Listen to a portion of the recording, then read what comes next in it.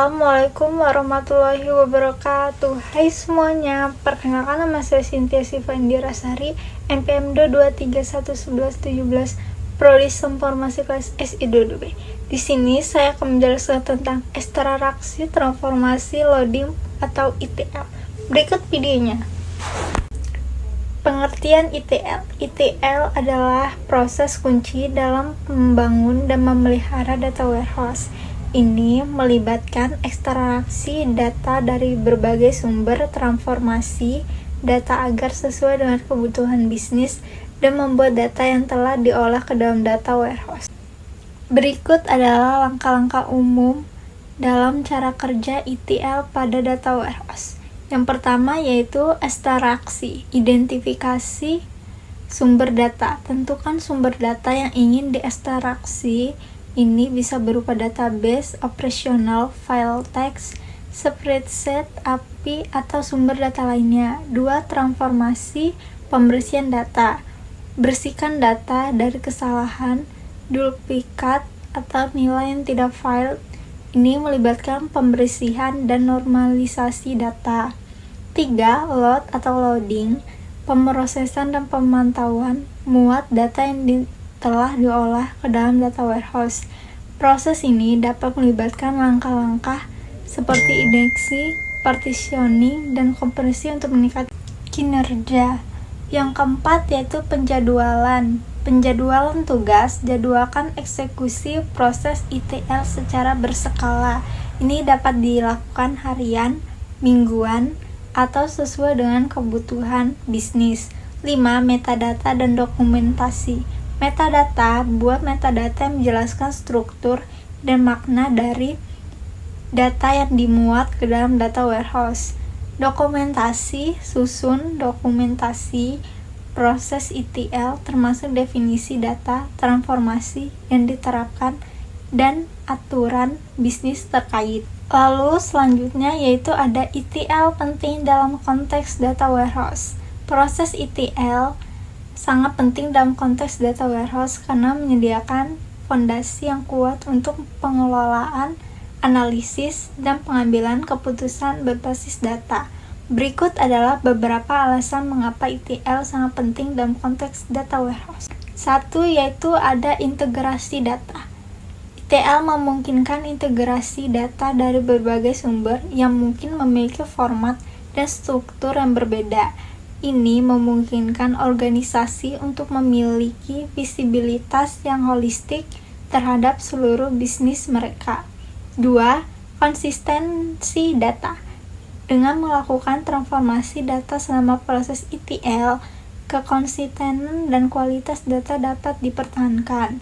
Proses ini termasuk pembersihan data, normalisasi, dan penggabungan yang semuanya berkontribusi pada konsistensi data yang diperlukan untuk analisis yang akurat. Yang ketiga yaitu perbaikan kualitas data. ETL memungkinkan identifikasi dan perbaikan kesalahan data, termasuk duplikasi, nilai yang hilang, dan nilai yang tidak valid.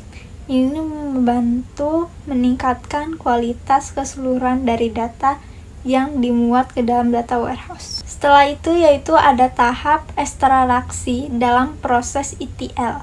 Adalah langkah pertama yang melibatkan pengambilan data dari berbagai sumber eksternal dan membawanya ke dalam lingkungan yang dapat diolah.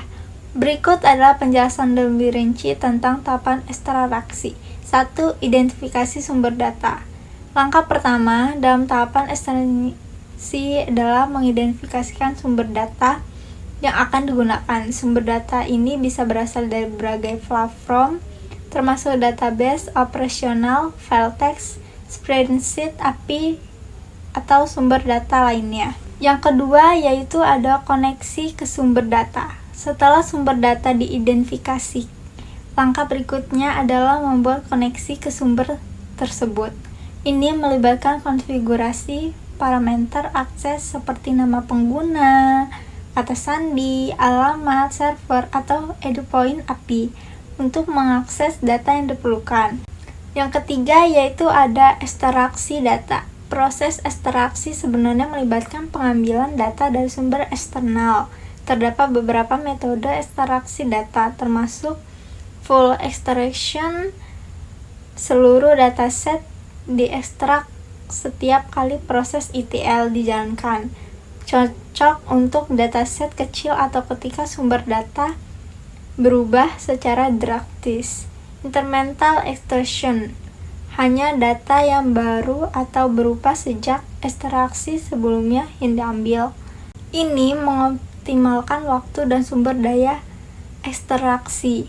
CDC, Chain Data Capture, hanya data yang mengambil perubahan sejak ekstraksi sebelumnya yang diekstrak digunakan untuk mengidentifikasi perubahan pada tingkat record. 4. Yaitu zona ekstraksi. Data yang diekstrak biasanya disimpan dalam suatu zona sementara yang disebut zona ekstraksi. Ini memberikan ruang untuk memproses dan menyiapkan data sebelum dimuat ke dalam penyimpanan data utama seperti data warehouse. Kelima, yaitu validasi data. Setelah ekstraksi, data sering kali harus melewati tahap validasi untuk memastikan bahwa format dan integritas data terjaga. Validasi ini dapat mencakup pengecekan kesalahan, pengecekan keberadaan data, atau verifikasi kualitas data lainnya. Keenam, logging dan pemantauan. Pada tahap ekstraksi, penting untuk mencatat log aktivitas ekstraksi. Log ini mencakup informasi seperti jumlah data yang ekstrak, waktu eksekusi, dan detail kesalahan jika ada. Pemantauan juga diterapkan untuk memantau kesehatan proses ekstraksi. Lalu selanjutnya ada contoh SQL queries extraction. Berikut adalah query-nya. Ekstraksi data dari sumber eksternal, misalnya database lain. Ini query-nya. Transform. Proses transformasi data adalah tahap kritis dalam ETL yang melibatkan pemrosesan data yang diekstrak agar sesuai dengan kebutuhan analisis dan penyimpanan data warehouse atau penyimpanan data lainnya. Proses ini mencakup berbagai langkah, mulai dari pembersihan data hingga penggabungan, pemfilteran, dan penggayaan data. Berikut adalah penjelasan mengenai beberapa aspek utama dari proses transformasi data. 1. Yaitu pembersihan data. Menghilangkan data yang tidak valid, duplikat, atau tidak sesuai dengan aturan bisnis. 2. Transformasi kolom dan tipe data. Mengubah tipe data kolom seperti mengonversi string menjadi angka atau mengubah format tanggal. 3. Penggabungan data join. Menggabungkan data dari 2 atau lebih tabel berdasarkan suatu kriteria tertentu. 4. Pemfilteran data. Memilih subset data berdasarkan kriteria tertentu. Kelima, yaitu penggayaan data. Menambahkan informasi tambahan ke dalam data, mungkin dengan menggabungkan data dari sumber lain. Keenam, yaitu pivot dan unpivot data. Mengubah struktur data dari baris menjadi kolom atau sebaliknya. Agregasi data. Menghitung nilai agregat seperti jumlah, rata-rata, atau total. Ke-8, penanganan data duplikat. Mengidentifikasi dan mengatasi data duplikat jika diperlukan. 9. Penanganan nilai yang hilang. Mengatasi nilai yang hilang dengan mengisi atau menghapus. Kemudian yaitu ada contoh kasus transfer. Contoh kasus penjualan dan analisis produk. 1. Ekstraksi sumber data. Database penjualan berisi tabel penjualan, produk, dan pelanggan. Proses ekstraksi mengambil data penjualan untuk produk tertentu dan berentang waktu tertentu. 2. Transformasi pembersihan data. Menghapus data penjualan yang tidak memiliki informasi pelanggan. Penggunaan data, menggabungkan data penjualan dengan informasi untuk produk dan pelanggan. Pemfilteran data, memilih hanya produk dengan penjualan di atas ambang batas tertentu. Penggayaan data, menambahkan informasi kategori produk ke data hasil transformasi. Ketiga, load atau loading. Tujuan load data hasil transformasi dimuat ke dalam data warehouse untuk analisis lebih lanjut. Proses load memasukkan data hasil transformasi ke dalam tabel data warehouse yang dioptimalkan untuk analisis. Lalu yaitu ada langkah-langkah loading. Langkah-langkah dalam proses load dalam ETL merupakan tahap di mana data yang telah diekstraksi dan ditransformasi dimuat ke dalam penyimpanan data utama seperti data warehouse. Berikut adalah langkah-langkah umum dalam proses load. Yang pertama yaitu identifikasi tabel atau penyimpanan data tujuan. Tentukan tabel atau struktur penyimpanan data tempat hasil transformasi akan dimuat. 2. Persiapkan data untuk dimuat. Pastikan data yang akan dimuat telah disiapkan sesuai dengan skema atau struktur tabel tujuan. Ini mungkin melibatkan pembersihan tambahan atau formatan data. 3. Pilih metode load. Pilih metode load yang sesuai dengan kebutuhan dan batasan sistem. Keempat, yaitu eksekusi proses load. Eksekusi proses untuk memasukkan data ke dalam tabel atau penyimpanan data utama.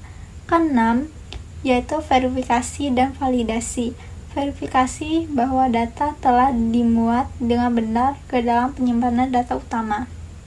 Kelima, yaitu logging atau pemantauan. Catat log aktivitas proses load termasuk jumlah baris yang dimuat, waktu eksekusi, dan detail kesalahan jika ada.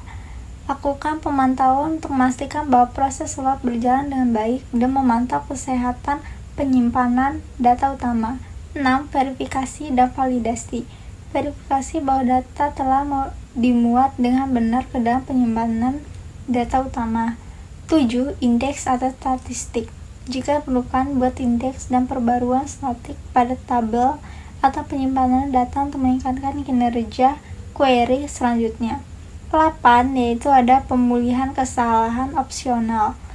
Siapkan mekanisme pemulihan kesalahan jika proses log mengalami masalah. Kesembilan, yaitu ada notifikasi opsional. Berikut notifikasi atau laporan ke tim operasional atau analisis tentang keberhasilan atau kegagalan proses load.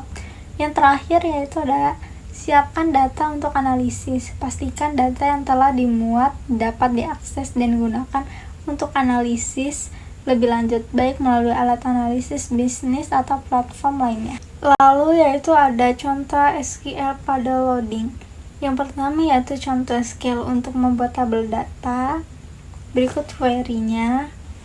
Lalu yang kedua ada contoh SQL untuk membuat tabel dimensi. Ini query-nya.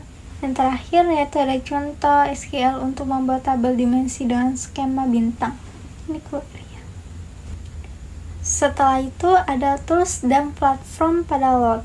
Saat melakukan proses loading atau load ke dalam data warehouse, ada beberapa alat dan platform yang umum digunakan. Pemilihan alat dan platform ini tergantung pada kebutuhan spesifik, infrastruktur teknologi, dan preferensi tim pengembangan. Yang pertama yaitu SQL Server Integration Service SSIS, yang kedua Talent, yang ketiga Aperset Nivi, keempat Google Cloud Dataflow, yang kelima Apaches Kafka, keenam AWS Glue, yang terakhir Apaches Spark. Kemudian yaitu ada contoh studi kasus industri studi multi-channel. Ini query-nya. Setelah contoh studi kasus yaitu hasil konkret dari penerapan ETL. Berikut query-nya. Bisa dilihat membuat tabel fakta penjualan. Dan ini hasil tabel fakta penjualan salesnya. Yang terakhir yaitu kesimpulan. ETL proses mengambil, mengubah, dan membuat data dari berbagai sumber ke dalam penyimpanan data seperti data warehouse. Data warehouse tempat penyimpanan data yang dioptimalkan untuk analisis bisnis dan pelaporan. Tabel fakta yaitu tabel yang berisi data fakta atau metrik utama. Tabel dimensi yaitu tabel yang berisi atribut pendukung untuk memberikan konteks pada data fakta. Skema bintang atau snowflake, struktur organisasi tabel fakta dan dimensi dalam bentuk bintang atau busur. Lalu ada otomatisasi ETL, penggunaan data atau platform untuk optimalisasi proses ETL, meningkatkan efisien dan konsisten. Baik, jika ada pertanyaan yang ingin ditanyakan, silakan komen di kolom komentar bawah. Berikut presentasi dari saya. Jika ada kesalahan kata atau ucapan, saya mohon maaf. Bye semuanya.